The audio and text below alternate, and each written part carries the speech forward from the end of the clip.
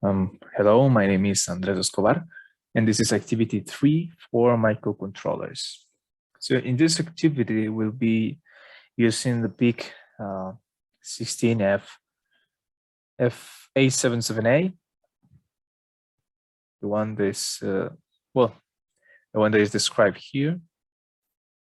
And this is the configuration bits that we're going to use it. We'll have 20 megahertz crystal or quartz crystal. So in this case, we want to use the configuration for high-speed oscillator. We want to disable this the watchdog timer on the power up timer. We're going to leave it on. The Warren Brown reset will be disabled actually, and the low voltage.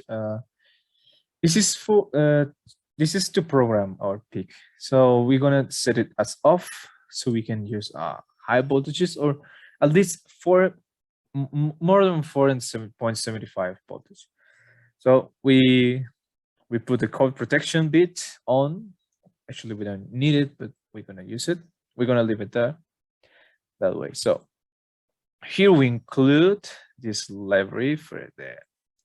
Well, here we set our crystal frequency. We set it as 20 megahertz because that's the quartz crystal we have. So the next step is to define the constants. The pins, they're going to be assigned to the reset pin, to the trigger pin, the alarm pin, the red LED pin, and the green LED pin. They will be assigned to different ports because we have 4 pins in this PIC, and there's spread through all the pins, so it are not in one side and the other side is the other port. No, it's not. They are mixed up. So in this case, well, the next thing we're gonna do is to declare a variable who's going to carry or a value of the waiting time. We're gonna call it wait. We're going to move to this port. So in the void initialize the ports, we want to initialize port B as input, but only port RB5 and RB4, because that's the one that are going to read the state of the trigger and reset push buttons.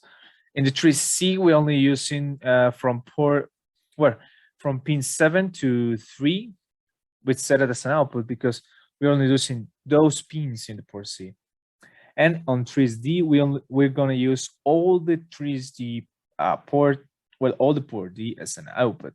We initialize port as 0, each one of them, and then we move to our main program. So in our main program, the first thing we're gonna do is to initialize the ports. We call this function, and the function will initialize the ports. In this while loop, it will be always turned on. So we're going to read the state of the reset and the trigger push buttons. As long as the reset and trigger are 0, we're going to call the standby function. What is a standby function? The standby function, it's a void, it's a subroutine that it blinks our bar LED for half a second and then turn it off for another half a second. And it continuously goes as long as the trigger is still 0. So whenever the trigger changes its state or its value from 0 to 1, it will exit this routine. And whenever whenever we exit this routine, now we're going to move to this if condition, that if reset is 0 and trigger is 1, so the trigger has been pushed, it will move to the counting sequence. What is the counting sequence? The counting sequence is this one here. This counting sequence uses a for cycle to increase the value of our variable, of a long variable, wait, increases 1 every time it delays 1 millisecond. So in order for us to have 2 seconds to turn on one LED of the bar every 2 seconds, we need to assign that the weight bar must, well, the value of the weight variable must be 200 in that. So it will means that 200 milliseconds has passed and it's the value of 2 seconds.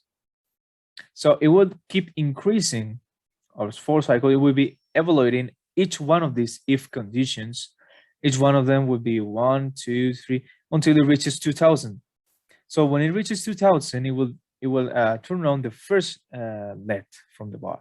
And then when it reaches 400, it will turn the second LED of the bar. And it will be continue turning on each one of the LED every 2 seconds until it reaches 20 seconds. When it reaches 20 seconds, it will move to this routine. This routine will be turned on in any, well, it will be turned on as long as the reset button is not pressed, as long as the state of a reset button is 0. So the lamp will be on, so we will hear a sound from the buzzer.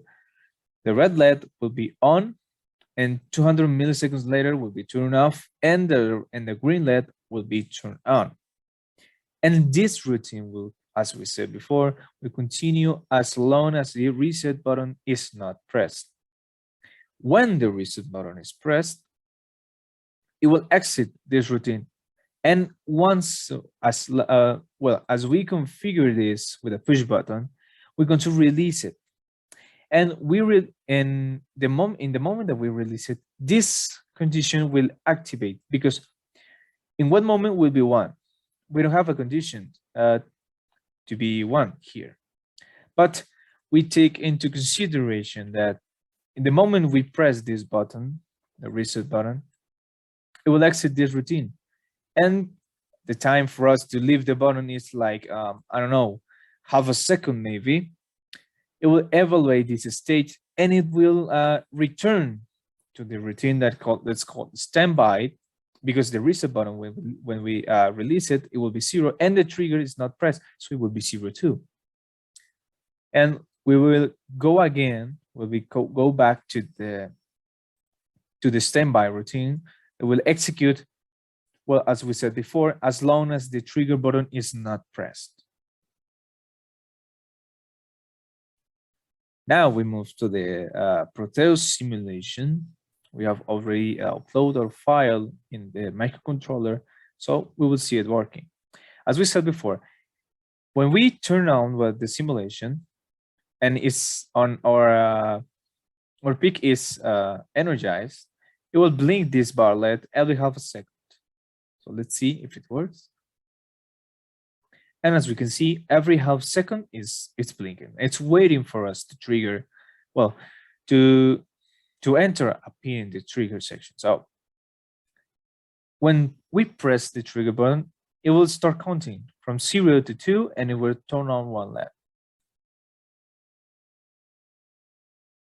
And then we can see 2 seconds, 4 seconds, 6 seconds, and it will continue turning on every single LED every 2 seconds has passed. So in the moment that it reaches 20 seconds, as we said before, it will blink these 2 LEDs. And we wait, and the routine is done, and it blinks the 2 LEDs every 200 milliseconds. And the buzzer is activated. We don't hear it because it's a simulation, but we can see that it's activated, that it's energized. So it produces a sound.